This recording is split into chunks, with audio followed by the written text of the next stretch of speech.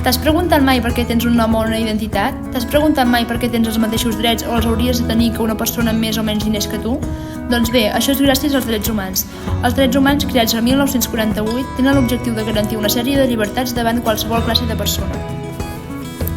Per exemple, entre aquests drets podem trobar-ne un que defensa la no discriminació davant de qualsevol ciutadà, és a dir, es proclama la igualtat per totes les persones, independentment de les seves opinions, raça, religió, nacionalitat. Tota persona té dret a la llibertat d'opinió i d'expressió. Aquest dret inclou el de no ser molestat a causa de les pròpies opinions i el de cercar, rebre i difondre les informacions i les idees per qualsevol mitjà i sense límit de fronteres. A Colòmbia no es compleix aquest dret perquè hi ha desigualtat socioeconòmica, prejudicis culturals i socials, violències i conflictes armats. La llei no s'aplica de manera efectiva i necessiten un canvi cultural i educatiu.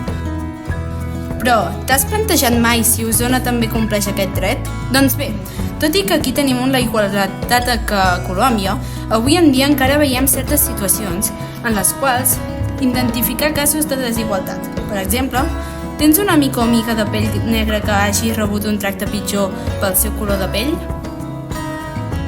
Coneixes algú d'un origen diferent al teu que entra en un lloc públic on es parla català ha estat atès en castellà? Doncs aquesta sèrie de casos que ens semblen normals són un exemple de discriminació.